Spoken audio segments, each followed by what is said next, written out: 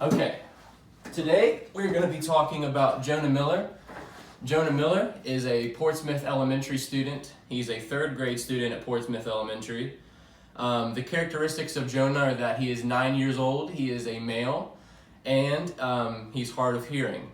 His hard of hearing comes from his parents making the executive decision not to vaccinate him when he was born. The father is a single father, divorced by his wife a couple years ago, so Jonah has been going through that. He's been trying to make his way through that. Socially, Jonah is below standard, and we're trying to get him up to standard to where he's able to socially interact with his fellow classmates. He excels academically when he was in first and second grade, but after his hard of hearing deficiency it has hurt him tremendously in the third grade. His classmates don't normally associate with him because he doesn't really associate with them back, so they haven't really made a connection with him or tried to make a connection with him. So we're going to try and fix that as well. And so far, that's really it.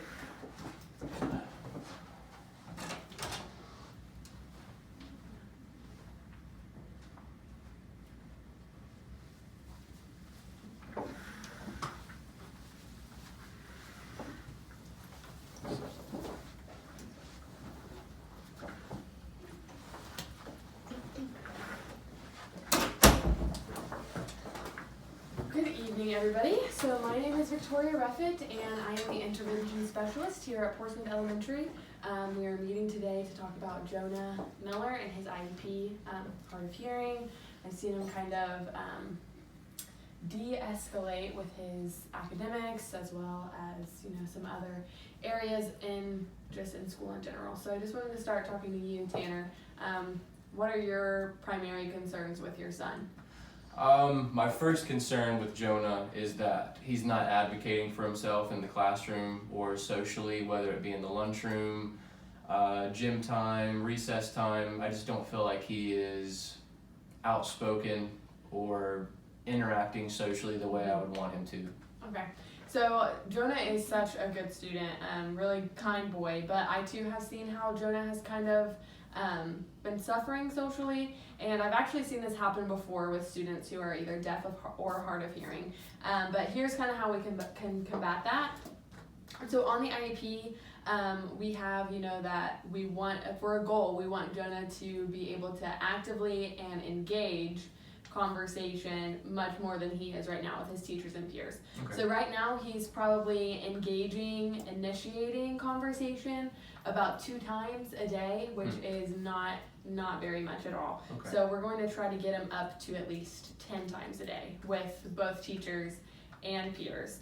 And we're going to do this through observation. So each teacher is going to be observing him, through the different classrooms, and each of them will actually have a checklist as well. So they will be able to check off, Jonah participated in a group activity, Jonah talked to a student, initiated with the student, and so forth. Okay. I also wanted to ask you too, does Jonah have any interest in sports or clubs? Yes, Jonah gets his sports love, I would probably say, from me.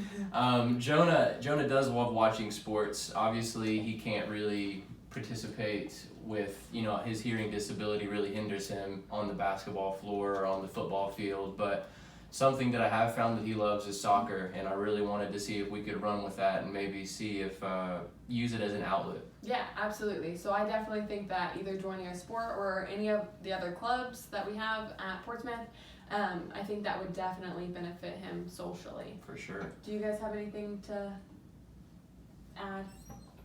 I am Jonah's gen ed teacher. I teach 3rd grade at Portsmouth Elementary. Mm-hmm. I wanted to talk about some accommodations in the classroom that we've been using. Okay. For instance, sitting in front of the classroom has really helped him a lot. Written notes on the board. We also have given him typed notes for him to fill in so he can visually see them. Does he seem to be paying attention much in class? He has been with the accommodations that we have been using in the classroom. He also has extended time for his work. He does well in group work.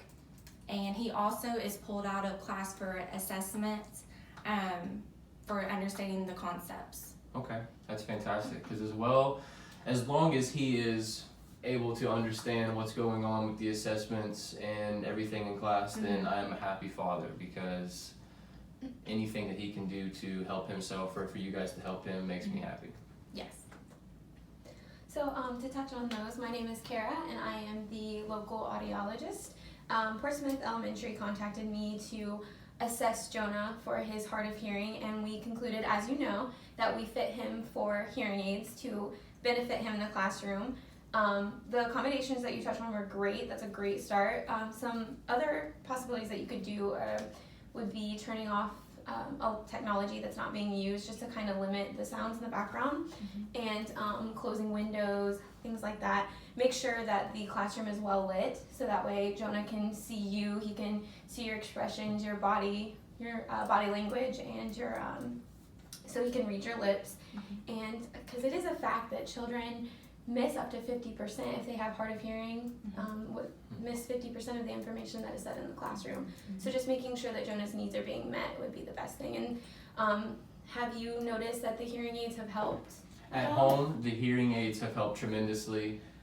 We don't like to wear them past 8 o'clock just because I like to get him some time off, but he does seem to be listening better, or able to listen better while we're at the house. I haven't really noticed it obviously in the classroom because I'm not in the classroom, but for Miss Taylor here to be able to tell me that the hearing aid is helping in the classroom makes me feel great. So that is something I'm very happy to hear. That's wonderful. That's what we like to hear. Yes. So is there any other concerns that you have with Jonah? I know Miss Taylor did say about him doing better in the classroom, but I have seen his grades continue to drop since the divorce has gone on, and I just don't think he's exceeding academically like I know he can. Yeah, so like I've said before, Jonah is a very bright student, very good student. So seeing his grades drop has as well, raised my attention. I have noticed that too. But in the 3rd grade, we know that he loves math, loves numbers. And so it's very alarming to see his grades drop in math because we know that he is very passionate about it. Right. And in the 3rd grade, it's really important for students to be able to pass their times tables test. Right now, that is kind of like a timed type of test. So whenever we're really going to work on him with that specifically as a goal, getting him to be able to adequately answer these questions. Are these multiplication or yes. addition? Yeah, Yes, multiplication. multiplication. Okay, fantastic. Yes. So maybe we can work on those at the house. Yeah, maybe absolutely. we can have some sort of timesheet tables to do it at the house. Yeah, absolutely. I think Miss Taylor would actually be able to get you some worksheets and stuff Fantastic. to work on. But the way that we would do this, our goal would actually be able just to see him be able to answer 85% of the questions correctly. And that'll be through, of course, like a written test that he will have, so a curriculum-based assessment, observation, so he will be, watched as he is taking these tests, and hopefully we'll see that increase throughout the year. During the assessments, during the multiplication tables, is he pulled out of the room during those, or is he more involved in the classroom? For this specifically, he will be pulled out of the room into a special education class, and that's kind of another goal that we have too. So he has been being pulled out of the general education classes to be assessed in special education classes, but we do want, like, one of our main goals here at Portsmouth Elementary is trying to implement our special education students into the general education classroom as much as possible. Yeah, I love that. Yeah. I love that. As much as we can incorporate him into a general ed classroom as well. I mean, as much as he can do really is all that I'm worried about. I don't want it to hinder any other student, but if he's able to be in a general education classroom, then I would prefer that. Right. Yeah, we strongly believe for students who have hard of hearing should be integrated in a general ed setting. Most of their services can be provided in a gen ed classroom.